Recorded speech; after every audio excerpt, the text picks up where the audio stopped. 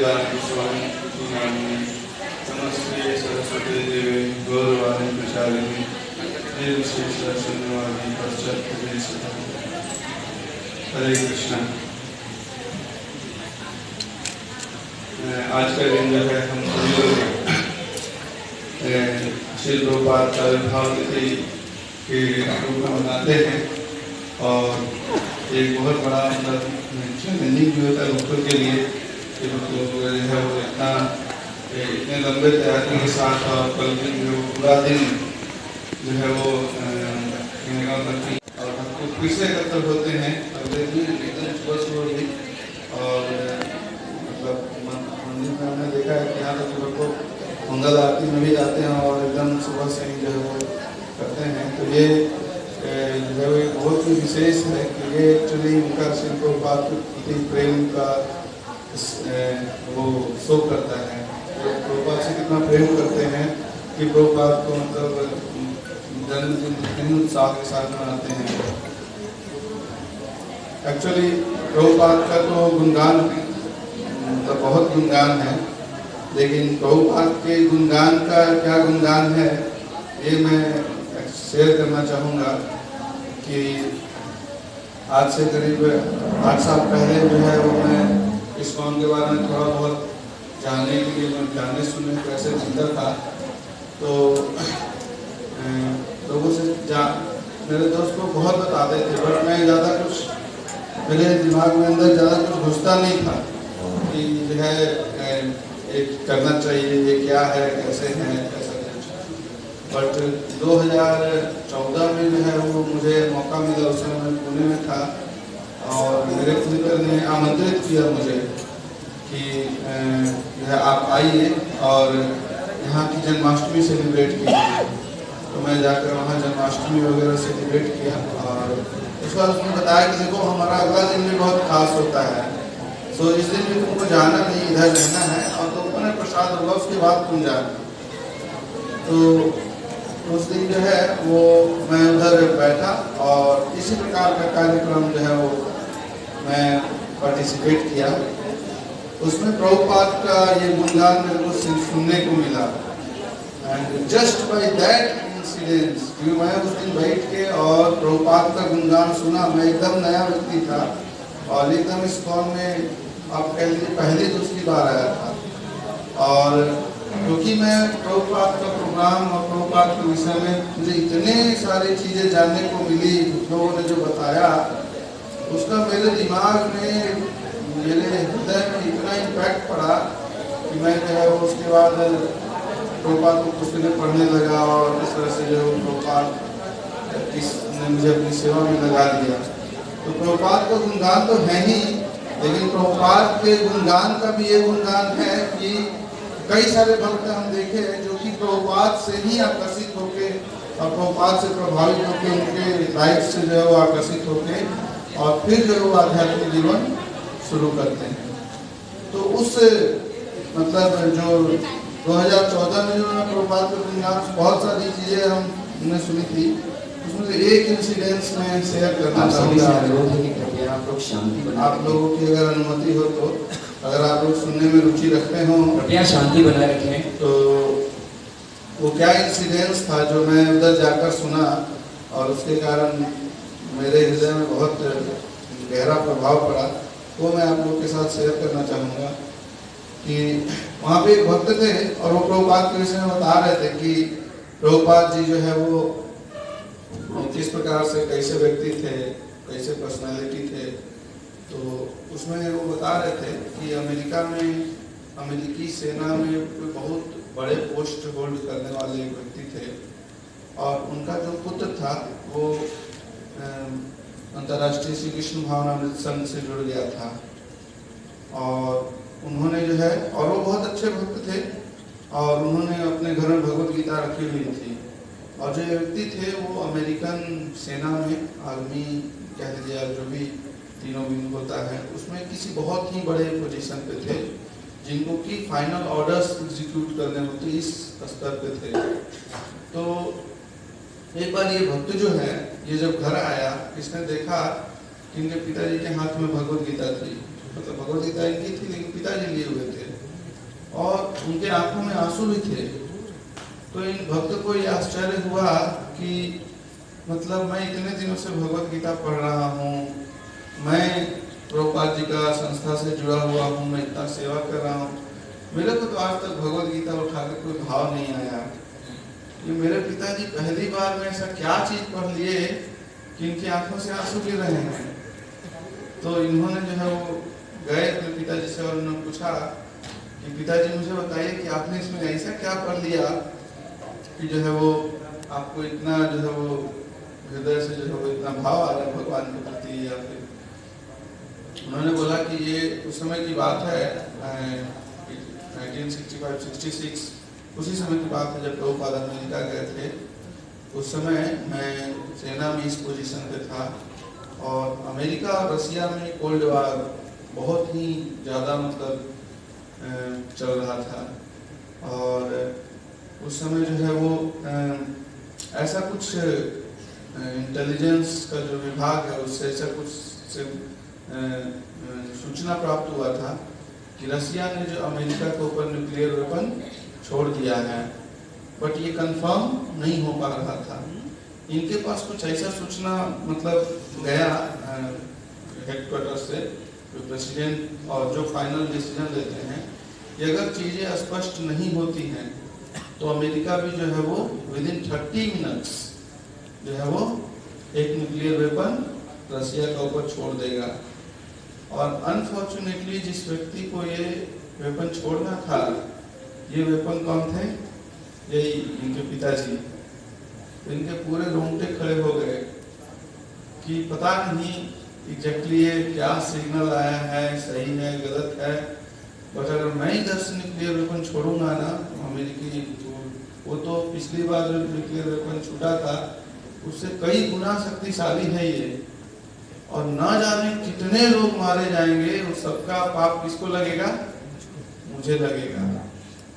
लेकिन तो आर्मी में ऐसा कुछ रूल भी होता है कि आप उस समय तो आप रिजाइन भी नहीं दे सकते। ये भगवान से प्रार्थना करने लगे and he was very much disturb actually कि तो उन्होंने जो दिन कोट किया एक्चुअली मतलब बता कि ये ऐसा मैं भगवान से प्रे कर रहा था और मुश्किल से अभी 5 से 10 मिनट ही बचे हुए थे, 5 से 10 मिनट ही बचे हुए थे कि दूसरा संदेश आया। वो संदेश आया कि नहीं हमको जो है अपना ऑर्डर कैंसिल करना है। सो एक्चुअली ये जो सिग्नल्स जो आए हैं वो गलत हैं और उधर से ऐसा कुछ नहीं है। इन्होंने राहत का सांस लिया कि मैं जो है वो इतने बड़े पाप से जो है वो बच गया। बोले कि एक्चुअली जब मैं बुक पढ़ रहा हूँ ना तो इसके पीछे में प्रभुपाद को कुछ ऐसा समरी वगैरह उस समय भी दिखा रहता होगा। इसमें ये वही दिन है जिस दिन स्वामी जी जो है वो उन्होंने अपना चरण अमेरिका में रखा था। और अभी मैं समझ पा रहा हूँ कि क्योंकि इतने बड़े वैष्णव ने अमेरिका का धरती पे चरण रखा ना, पूरा विश्व जो है वो और अमेरिका भी इतने बड़े संकट से टल गया। तो इस घटना को सुन के मतलब मेरे को बहुत वो, और फिर तो वास्तव में एक भक्त का गुणगान इतना अधिक होता है कि मतलब उसको सुनने से इवन भगवान का भी महिमा से कई ज्यादा जो है वो गुणगान होता है और प्रभावित करने वाला होता है। एक इंसिडेंस और मैं शेयर करना चाहूँगा, बस समय भी कम है एक्चुअली भक्तों के पास। छोटा सा इंसिडेंस है कि मैं ऐसी दिल्ली में जो है वो मैं बैठ के सुन रहा था प्रभुपाद जी का ग्लोरिफिकेशन। मैं प्रयास करता हूँ कि हर साल में जरूर सुनूं क्योंकि भक्तों के माध्यम से कुछ न कुछ नया सुनने को मिलता ही है। तो श्रीमान जीता मित्र प्रभु बता रहे थे कि वो भी वरिष्ठ हैं और जीता मित्र प्रभु जी जो अभी बिलासपुर भी आए थे, तो उनका जो है वो छिपीवाड़ा जाते रहते हैं और प्रभुपाद जी ने बहुत सारा समय छिपीवाड़ा में भी बिताया है। तो जब प्रभुपाद जी पुस्तक प्रिंट कराने आते थे ना, खुद ही जो बैक टू गॉडहेड और इवन भागवतम का भी प्रिंट कराने आते थे, तो जिस प्रेस में प्रभुपाद जी प्रिंट कराने आते थे तो वहाँ पे एक व्यक्ति बैठे हुए रहते थे और उनका प्रभुपाद से अच्छा जान पहचान हो गया था। तो वो व्यक्ति जो है एक्चुअली ब्रजवासी वृंदावन वासी थे और वो भी दिल्ली आते जाते थे। उन व्यक्ति से जीता मित्र को का मिलना हुआ एक बार, वो भी काफी वृद्ध हो चुके हैं। तो प्रभुपाद के विषय में बात चली कि हाँ, वो स्वामी जी जब आते थे तो मैं वहाँ रहता था, मेरा उनसे मिलना जुलना होता था। बाद में वो स्वामी जी जो है वो अमेरिका गए और अमेरिका से फिर जो है वो भारत फिर आए। फिर उन्होंने एक बात बताया कि मतलब आउट ऑफ ईगो या फिर कुछ ऐसा नहीं बोल रहा हूँ, लेकिन एक्चुअली मुझे भगवान कृष्ण के दर्शन हर जगह होते हैं और मुझे जहाँ भी भगवान मतलब व्यक्तिगत रूप से प्रेजेंट होते हैं वो होते हैं। तो मैंने अपनी आंखों से देखा है जब प्रभुपाद जी अमेरिका से इंडिया आए और जब वो प्रोग्राम्स में प्रवचन कर रहे होते थे तो भगवान श्री कृष्ण उनके पीछे खड़े होते थे। मैंने ऐसा कई बार देखा।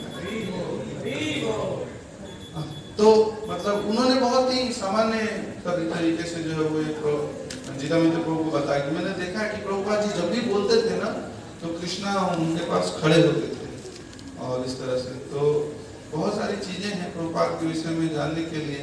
और प्रभुपाद के विषय में क्योंकि मैं पिछले 7-8 साल से प्रचार भी कर रहा हूँ तो मेरे उसका भी अनुभव है कि ठीक है, ये लोग तो बड़े पर्सनैलिटीज हैं। मैंने देखा है कि जो नए भक्त भी हैं जो जुड़ते हैं प्रभुपाद से, या फिर हम लोग जैसे जो मतलब छोटे मोटे भक्त जिनका कि कोई एक्चुअली भक्ति में कोई ओहदा नहीं है, इनके भी प्रभुपाद जैसे हम प्रतिदिन जो गुरु वंदना गाते हैं और गुरु वंदना में हम गाते हैं श्री गुरु करुणा सिंधु अधमापति जनार बंधु, है ना, कि उनके भी ये मित्र हैं, एक्चुअली गिरे से गिरे लोगों के मित्र हैं। तो हम देखते हैं कि इनके साथ भी जो प्रभुपाद का पुस्तक पढ़ते हैं और जो प्रभुपाद का प्रवचन सुनते हैं, उनका प्रभुपाद के साथ ऐसा रेसिप्रोकेशन होता है, वो भक्त लोग आकर शेयर करते हैं। तो हमको जान के बड़ा आश्चर्य होता है कि प्रभुपाद स्टिल, है ना, via the media of his books और उनके लेक्चर्स के माध्यम से वो इतने सारे भक्तों को जो है वो इतना आह्लाद प्रदान कर रहे हैं, उनको समस्याओं से बाहर निकाल रहे हैं, उनको सहयोग कर रहे हैं और इस तरह से। इस प्रकार से कई सारी चीजें हैं, मतलब भक्त लोग बताते हैं। मैं ऐसे नाम नहीं लूंगा, बट मैं एक डिवोटी को जानता हूँ, तो उनका एक बार व्यक्तिगत वो है कि जो है मैं उनके साथ ज़्यादातर घूमते रहता हूँ इधर उधर। तो एक समय ऐसा हुआ कि हमारे पास प्रचार करने के लिए ऐसा कुछ सुविधा नहीं था और गर्मी का दिन था, बहुत ही ज़्यादा गर्मी था। तो हम लोग जो है उनको, और मैं गाड़ी वाड़ी चलाना मेरे को आता नहीं है, बट हम लोग गर्मी में बाइक पे खूब घूमे, जिसके कारण उनको बहुत ज़्यादा जो प्रॉब्लम हुआ। बट क्योंकि प्रचार के कारण हम इधर उधर घूमते ही रहते थे, तो उन्होंने प्रभुपाद के पास जाकर प्रार्थना किया कि प्रभुपाद मैं बाइक नहीं चलाऊंगा, है ना। सो मैं घर में भी कभी बाइक नहीं चलाया हूँ, मैं कार में ही घूमा हूँ, तो मुझे कार चाहिए, मैं बाइक नहीं चलाऊंगा। तो उससे कुछ ही दिन बाद जो है वो भक्त के पास कार आ गई और वो भक्त जो है वो सेवा कर रहे हैं। तो मीन्स प्रभुपाद पर्सनली हर एक व्यक्ति में देखा है, खास करके जो भक्त प्रभुपाद का सेवा कर रहा है, प्रभुपाद का प्रीचिंग मिशन में प्रभुपाद का बुक्स पढ़ते हैं और प्रभुपाद का क्या बोलते हैं लेक्चर्स वगैरह सुनते हैं सर, तो personally reciprocating with each and everyone. तो हम लोग छोटे जीव को भी प्रभुपाद ने अपनी सेवा में लगा कर रखा है। ये तो बहुत ही बड़े महान और शक्ति प्रदत्त आचार्य हैं, वही ऐसा कर सकते हैं। तो आज के दिन जो है वो मैं आप सभी भक्तों से प्रभुपाद से यही प्रार्थना करूँगा कि मेरे जीवन का बस यही एक इच्छा है कि this life time and after this every life time मैं प्रभुपाद का ही सेवा करूँगा। हरे कृष्ण। स्वामी नाम नमस्ते सरस्वती देवी गौरवाणी प्रचारणे विशेष मराठी पाश्चात्य देशचारणे सभी वैष्णवों को मेरा प्रसाद प्रणाम। I would like to speak in English, उतना मेरे शब्द बराबर निकलते नहीं हैं, बट मैं शॉर्टली प्रभुपाद के बारे में गुणगान ये कहना चाहूँगा कि his books, his biggest contribution is his books. Prabhupada always used to say that my biggest contribution is my books. Not even his lectures in one sense, because lectures were given in some certain time and circumstance, but his books, he said, my books will always remain for 10,000 years. It will be always there, and it will be always a guiding force for the movement. His books, if we read, I have experienced, and all devotees here must have experienced that They are very different in the sense they give a lot of clarity. Nobody, very rare people are there, even devotees, who can give such clarity which Prabhupada offers in his books. He does not leave anything ambiguous. He keeps everything clear, very clear. And Prabhupada used to say that I am selling diamonds, and if you have the cost, you have the Shraddha, you will take it.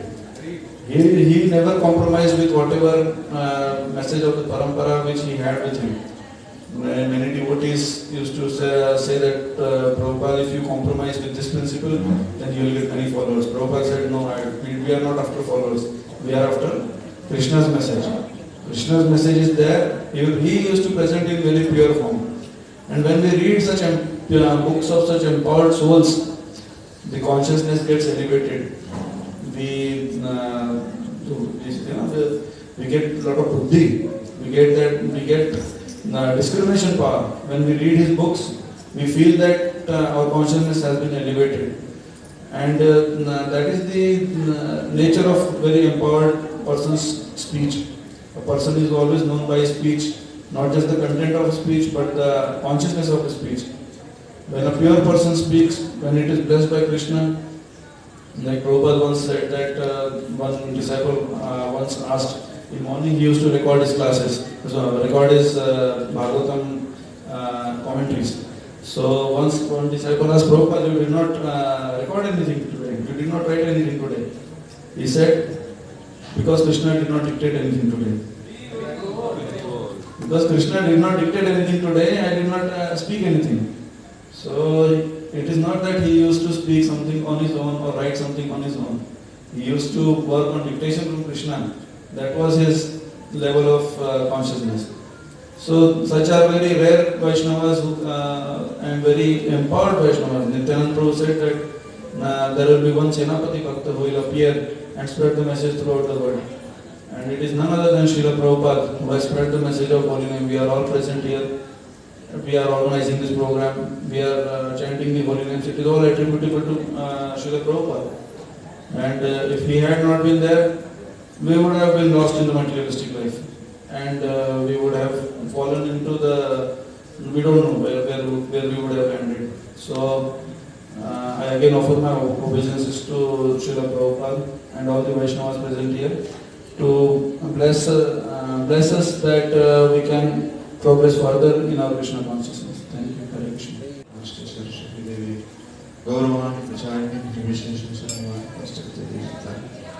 Jagat Guru Shri Prabhupada की जय। मैं आप सबके सामने एक खड़ा हूँ, ये सबसे बड़ी प्रभुपाद जी के कृपा है। तो एक बार श्री प्रभुपाद जी एक पत्रकार में उनको मिला और प्रभुपाद जी को बोला कि अगर स्वामी जी आप इसमें भी इस बूढ़े उम्र में आप ये आए, अमेरिका आए, प्रचार शुरू किए, आपको सफलता मिला, लेकिन आप अगर जो अवस्था में आते थे 10 साल 20 साल 30 साल पहले अगर आते थे तो बहुत प्रचार होता था। तो प्रभुपाद जी बोले कि अभी मैं आया हूँ और अभी आप उसका फायदा उठाओ, नहीं तो आप भी बड़े हो जाओगे, है ना। बोल तो हमको ये भी समझना चाहिए कि मैं भक्ति करूंगा लेकिन कल करूंगा, कल कभी आता ही नहीं, है ना। तो श्रील प्रभुपाद के जीवन में हम देखते हैं कि इतने अद्भुत उनका जो भी उनके संस्पर्श में आए हैं तो उनको कुछ ना कुछ अनुभव हुआ है ना। तो श्रील प्रभुपाद जी जो पहले जाके बटलर पेंसिल्वेनिया है गोपाल अग्रवाल जी के पास रहते थे, तो उनकी जो पत्नी जो अमेरिकन थी सैली अग्रवाल, तो उनको भारतीय संस्कृति के बारे में कुछ भी पता नहीं था। तो प्रभुपाद जी उनके घर में करीब 1 महीना तक रुके और पहली बार उनको अनुभव था सैली अग्रवाल को कि प्रभुपाद जी मतलब बिल्कुल का वेशभूषा, उनका कल्चर, संस्कृति बिल्कुल अलग था। लेकिन प्रभुपाद जी कभी भी रहते समय एक महीना उनके साथ रहे, कभी भी प्रभुपाद जी ने कभी शिकायत नहीं की या प्रभुपाद जी का मन थोड़ा सा विचलित हुआ कि कैसे मैं करूंगा, यहाँ पे आया मैं इतना पवित्र और इतना उच्च कोटि का वैष्णव हो। तो कभी भी ऐसा बहुत सारे जो उनके साथ जो ये हुआ था, आदान प्रदान हुआ। तो पहली बार प्रभुपाद जी ने, क्योंकि आपको पता है कि भारतीय लोग एक्चुअली जुगाड़ पे सब कुछ कर लेते हैं ना, तो प्रभुपाद जी उनके बाथरूम में गए और बाथरूम में जाके प्रभुपाद जी उनका कपड़ा साफ कर रहे। तो फिर वो शैली अग्रवाल जी आए तो बोले कि स्वामी जी ऐसे साफ नहीं किया जाता है, हमारे पास वॉशिंग मशीन है ना, क्योंकि पानी चारा सब ये होता है। तो प्रभुपाद जी ने हमेशा कोई भी ऐसे जो ये होता था, जैसे हम आजकल के भाषा में होते कि डोंट माइंड, आप बुरा मत मानो ना, तो प्रभुपाद जी बोलते कि think nothing of it. Prabhupada ji बोलते कि थिंक नथिंग ऑफ इट ना, तो मैं बिल्कुल बुरा नहीं मान रहा। तो प्रभुपाद जी जब 1 महीना के बाद, क्योंकि उनको बहुत ही ये होता था कि प्रचार कर नहीं पा रहे थे, लेकिन प्रभुपाद जी सुबह के समय अपना, जब गोपाल अग्रवाल जी सुबह नाश्ता करते थे, नाश्ता मतलब उनके 2 टोस्ट होता था, ब्रेड बटर ना, और वो चले जाते थे 7-8 के बीच में कंपनी चले जाते थे। और तो लेकिन प्रभुपाद जी जाने के बाद प्रभुपाद जी अपना भोजन बनाते थे, और भोजन बनाने के बाद प्रभुपाद जी 12 बजे करीब भूख लगाते थे, और प्रभुपाद जी फिर गोपाल अग्रवाल जी थे, वो भी आते थे लंच प्रसाद पाने के लिए, भोजन करने के लिए घर में। लेकिन जब से प्रभुपाद जी वहाँ पे रहने लगे, और हर दिन प्रभुपाद जी 12 बजे भूख लगाते थे, वो 1 बजे आते थे दोपहर को भोजन के लिए। तो प्रभुपाद जी उनके साथ और परिवार में उनके तो 4 थे, गोपाल अग्रवाल जी, शाली अग्रवाल और एक ब्रिजेश, और आज में पामेला था शायद, बेटी तो था उनकी। तो प्रभुपाद जी उनके लिए भी भोजन बनाते थे। तो गोपाल अग्रवाल जी पहली बार पाए प्रसाद, भारतीय है, हमको पता है कि भारत का मतलब जो स्वाद एक्चुअली बाकी पूरे विश्व में आपको स्वाद नहीं मिलेगा। तो आते थे एक्चुअली और बैठ के भोजन करते थे प्रभुपाद जी का बनाया हुआ, और ये रोज ये शाली अग्रवाल जी को भोजन बनाना नहीं पड़ता था। और प्रभुपाद जी ने जब 1 महीने के बाद फिर प्रभुपाद जी चले गए कि YMCA, young man's Christian association, जहाँ पे थोड़ा सा प्रभुपाद जी को रहने के लिए मिला, और प्रभुपाद जी अपना वजन थी। लेकिन फिर से प्रभुपाद जी ने चिंता की कि इतना दिन हो गया लेकिन मैं किसी को प्रचार नहीं कर पा रहा हूँ। कि आप सबको पता है कि प्रभुपाद जी को जो वीजा मिला था केवल 1 महीना के लिए मिला था, और रिटर्न टिकट भी दिए थे श्रीमती मुरारजी की आपको जब भी परेशान होगा आप वापस आ सकते हैं, कि मेरा जहाज जो है हर महीना में तो आता जाता रहता है। तो प्रभुपाद जी लेकिन वीजा बढ़ाते रहे। इसके बाद फिर YMCA बटलर पेंसिल्वेनिया से प्रभुपाद जी फिर न्यूयॉर्क चले गए।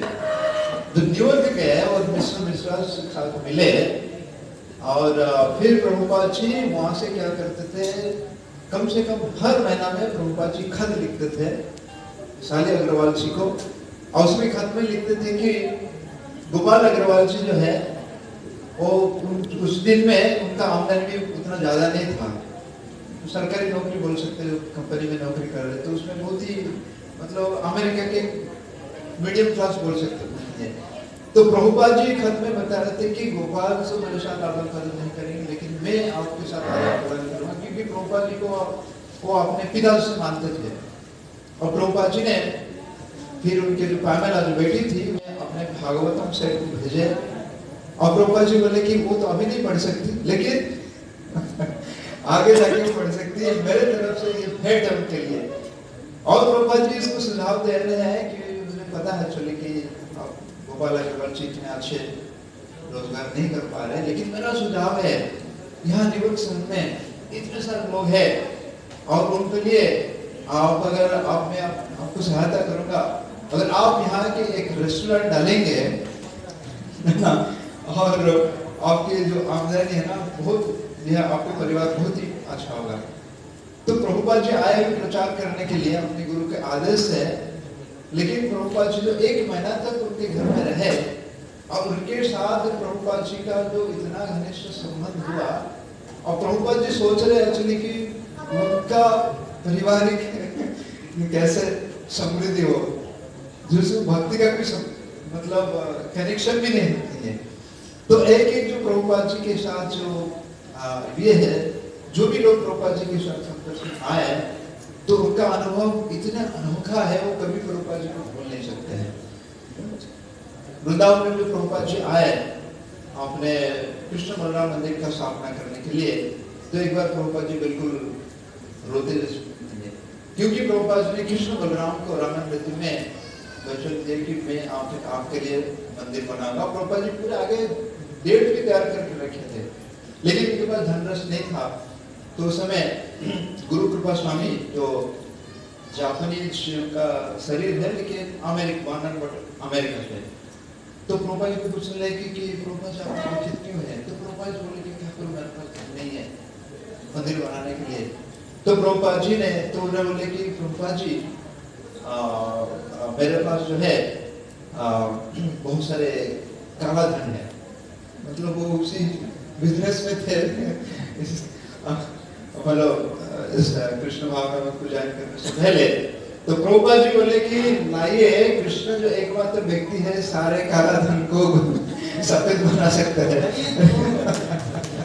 अरे और इसके बाद तो वो इतने ये लगे, आप अगर वृंदावन मंदिर में जाएंगे कृष्ण बलराम मंदिर में, उनका नाम सबसे ऊपर लिखा है। मैं रकम नहीं बताऊंगा, आज के दिन में वो रकम बहुत कम लगेगा, लेकिन उसी जमाने में बहुत बड़ा रकम था, सब समझती है। तो उतने लगन लगा कि एक्चुअली वो धन इकट्ठा करते थे। तो उसमें जो बाकी भक्त लोग का थोड़ा सा आपको पता है ना, थोड़ा सा ये होता है, को थोड़ा रोकते हैं, थोड़ा सेवा करो, थोड़ा जॉब करो, थोड़ा क्लास में आओ, तो उससे उनको थोड़ा सा ये हो गया, मतलब बिल्कुल प्रशासनिक एडमिनिस्ट्रेशन के साथ। तो प्रभुपाद जी जाके बोलने जाके प्रभुपाद जी बोले कि प्रभुपाद जी मैं आपसे प्रेम करता हूँ, लेकिन जो बाकी जो है ना बिजनेस के जो मैनेजमेंट में, तो उनसे मैं प्रेम नहीं करता हूँ, तो मुझे तो प्रभुपाद जी बोले कि मैं इस्कॉन हूँ, बोले मैं इस्कॉन से प्रेम नहीं करता हूँ, लेकिन मैं आपसे प्रेम करता हूँ। तो प्रभुपाद जी ने मैं इस्कॉन से अलग नहीं हूँ। बहुत बार शिकायत की एक्चुअली, फिर प्रभुपाद में, क्योंकि उनको मतलब बेचैनी होता था, फिर प्रभुपाद जी बोले कि ठीक है, आज से जो है मैं आपका रिपोर्टिंग अथॉरिटी रहूंगा। आपका जो भी कार्य कर रहे हैं मुझे डायरेक्ट रिपोर्ट करना है ना।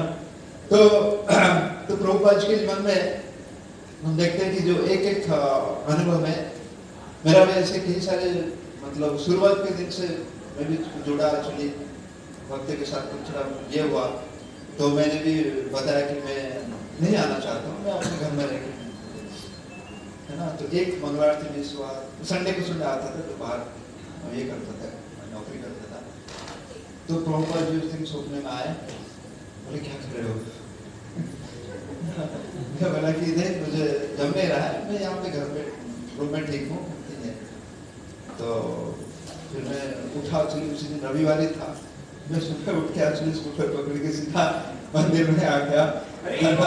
तो तब से एक्चुअली जो प्रभुपाद के मिशन में जो सेवा करने का जो मौका, तो विशेष करके आप लोग के सहयोग से और हम इतने बड़े उत्सव बना सके एक्चुअली कि ये शुरुआत कर सकते हैं। और इससे पहले जो बाकी भक्त लोग यदुरानी माता जी उनके जो प्रतिनिधित्व से जहाँ तक पहुँचे, क्योंकि प्रभुपाद हमेशा कहते थे कि ये मूवमेंट है, क्या है ये मूवमेंट है, ये कभी रुकना नहीं चाहिए। तो एक भक्त ने प्रभुपाद जी को बोला कि प्रभुपाद जी आप तो कहते हैं कि कृष्ण तो स्वयं प्रचार करते हैं, और कृष्ण अगर मतलब हम अगर बिना प्रचार करते हैं तो फिर भी ये जो भक्ति का प्रचार हो चलेगा, उसको कोई बंद नहीं कर सकता है क्योंकि कृष्ण का प्रचार है। तो फिर हम लोग इतना क्यों दिन रात एक्चुअली मेहनत करके प्रभुपाद जी बोले कि वो तो चलेगा प्रतिदिन। जिस प्रकार भगवान अर्जुन को कहते हैं कि मैं ये सारे जो अपने रिश्तेदार, अपने भाई है ना, सबको मैंने मार चुका हूँ, आपको केवल क्या बनना है कि निमित्त मात्र बनना है। तो प्रभुपाद जी बोले कि कृष्ण तो कर सकते हैं, उनको कोई कार्य असंभव नहीं है, लेकिन आप अगर उसमें निमित्त मात्र बन के अगर जुड़ेंगे तो हो सकता है कि पूरे 100% विश्व के लोग एक्चुअली क्या हो जाएंगे, कृष्ण भावना में प्रभावित हो जाएंगे। तो ये सबसे बड़ा ये है कि हम लोग पूरे सहयोग से आज इसको पूरा आगे तक जितना प्रयास करके कई प्रकार के उसमें कमियां जरूर होगा, है ना, लेकिन इस कमियां को ना देखते हुए अगर हम इस आंदोलन में अगर अपने हृदय से एक्चुअली कर लेंगे तो जरूर एक्चुअली जो सफलता है हमको प्राप्त होगा। हरे कृष्ण। यह तक नहीं समझ पाते थे कि सही मायने में हम कौन हैं। प्रभुपाद जब आए तो उन्होंने इस बात का एहसास दिलाया कि आप जीव हैं और जीव सेवा निमित्त है। अगर जीव सेवा निमित्त है तो फिर सेवा धर्म ही सनातन धर्म है।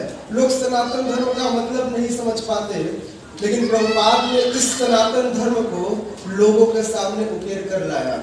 इसलिए श्रीमद् भगवद गीता के प्रस्तावना में सनातन धर्म की परिकल्पना को प्रभुपाद लिखते हैं और बताते हैं सनातन धर्म कुछ और नहीं वरन सेवा धर्म है। क्या? सेवा धर्म है। सनातन धर्म कोई हिंदू धर्म नहीं। ये प्रभुपाद की महानता है। तब प्रभुपाद ने समझाया कि पूरे विश्व में हर एक जीव जो है इस सनातन धर्म का अंग है। जब भारत में अपने आप को सनातन धर्मी कहे जाने वाले लोगों ने इस चीज का विरोध किया तो इसका छोटी सी एक घटना है, उसका मैं वर्णन करूंगा। श्री प्रभुपाद अपने कुछ शिष्यों के साथ जगन्नाथपुरी में पहुंचे और जब जगन्नाथपुरी के मुख्य द्वार पर श्री प्रभुपाद पहुंचे तो उस समय वहां पर जो गार्ड थे, जो पुलिसकर्मी थे, जो पंडा लोग थे, सारे के सारे वैष्णव हैं, लेकिन उन वैष्णवों ने श्रीला प्रभुपाद को उनके शिष्यों के साथ अंदर प्रवेश नहीं करने दिया। श्री प्रभुपाद आज बिना भगवान जगन्नाथ के दर्शन किए ही वहां से लौट गए, लेकिन लौटे इस बात के साथ नहीं कि नाराज होकर, इस बात के साथ कि हे भगवान, चूंकि आपने आज मुझे और मेरे शिष्यों को दर्शन नहीं दिया तो मैं आज आपको पूरे विश्व में हर घर से बाहर निकालूंगा और हर उस व्यक्ति को दर्शन दूंगा जो कि आपके दर्शन का अधिकारी है। आज देखिए श्री प्रभुपाद की कृपा से पूरे विश्व में जगन्नाथ जी की रथ यात्रा होती है और हर एक व्यक्ति, हर एक जीव भगवान का दर्शन अपने घर में बैठे बैठे भी क्या कर सकता है, दर्शन कर पाता है। श्री प्रभुपाद का यही गुणगान है। मैं प्रभुपाद का बहुत बहुत धन्यवाद करता हूँ। मैं उनका पोता हूँ और पोते से दादा को बहुत प्रेम होता है, ये तो आपको पता ही होगा, है ना। हो सकता है अपने बेटे पर थोड़ा नाराज हो जाए, लेकिन पोते की सभी जरूरतें भगवान क्या करते हैं, तो प्रभुपाद क्या है, पूरा करते हैं, दादा पूरा करते हैं। हो सकता है उनको मुश्किल हो, तो प्रभुपाद ने मेरी ऐसी जिम्मेदारी उठाई है कि आज तक मेरी कोई भी इच्छा अधूरी नहीं रही। जब मैंने जो चाहा वो प्रभुपाद ने पूरा किया। और नो डाउट आप सबका भी कोई ना कोई ऐसा इंसिडेंस जरूर होगा जब आप प्रभुपाद के सामने जाकर के कुछ कहेंगे। आप जाइए प्रभुपाद के पास और सिर्फ उनसे अपनी बात कह दीजिए, प्रभुपाद सुनेंगे और वो बात पूरी करेंगे, क्योंकि प्रभुपाद वो है जिन्होंने हम सबसे यह वादा किया है, फ्रंट डोर तो न सही लेकिन बैक डोर से हम सबको भगवत धाम लेकर जाएंगे। जगत गुरु श्री प्रभुपाद की